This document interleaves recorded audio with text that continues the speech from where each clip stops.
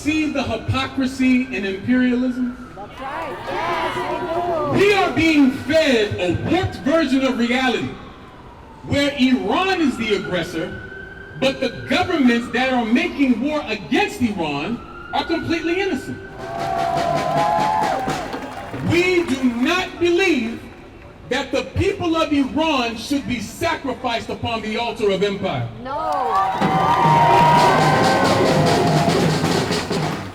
This is yet another war that stands to rob us, the working people of the United States of America, of resources that we desperately need. That's right. And so we understand today that imperialism is the highest form of capitalism. So if we want to be rid of the imperialist wars once and for all, we have to organize to overturn the capitalist system that's at the root of it all.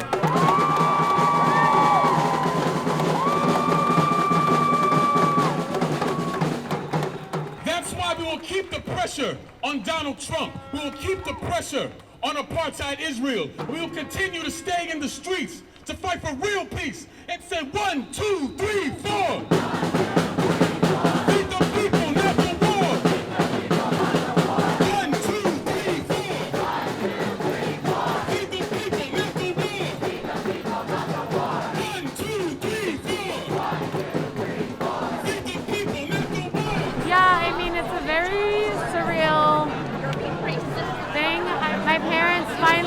Agreed to evacuate Tehran like 2 nights ago, and I had to stay up the whole night watching them unfind my iPhone. I grew up in the streets of Tehran and they're bombing my home, you know. It's heartbreaking. I've experienced the dehumanization, I've seen the dehumanization of the people of Palestine over the past year and a half, and I can't believe that it's happening to my own people, and that I have to prove my own and my parents' humanity.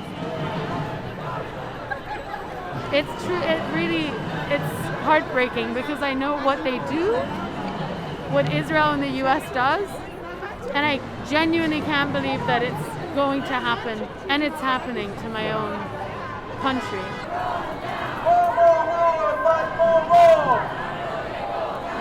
Thank you. What kind of power? Not another nickel, not another dime. No more money for Israel's crimes. I'm a retired railroad worker, and I'm here to say no to another dirty war. There's a lot of parallels, I feel like, in this moment with the Iraq War. Well, it's built on some of the same lies, but they use lies as well to justify their filthy, dirty war, and it was a debacle. But the oil companies made more money than they ever did. We need to change the system here so we don't have wars. We have housing, schools, education for the people. We're out here to say that the era of ceaseless war in the U.S., at least within all of our lifetimes, is no longer tenable. We do not want to see another repeat of what happened with the war with Iraq. Especially as Koreans, we know what it's like firsthand to be under U.S. occupation and to be under nuclear war threats. Yeah, you mentioned Iraq. How old were you when the Iraq War happened?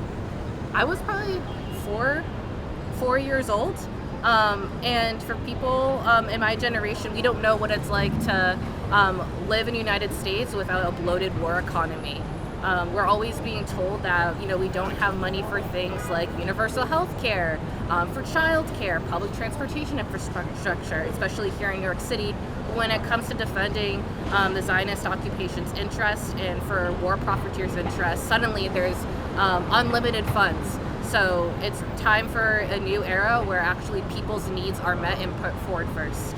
Actually, our politicians are not representing what their constituents and what people actually want. If you see today, there are hundreds of people in New York City joining out and demanding an end to the war economy and money for people's needs. And that's actually not reflected in any of the policy that we're seeing Democrats or Republicans offering right now. They're not offering a solution that's actually sustainable to life, to the right to thrive, and to actually serve the needs of their constituents. So it's really important for people to keep showing up and speaking out, because the traditional media and the traditional avenues of civic participation are really focused towards reform and placating people. It's not towards actually crafting anything new and offering a real viable alternative that we know that's actually possible and achievable. But unfortunately, due to the unwillingness of our elected officials, limitations of Congress, we're not seeing that actually break through. So it's really important for us to come out and speak out.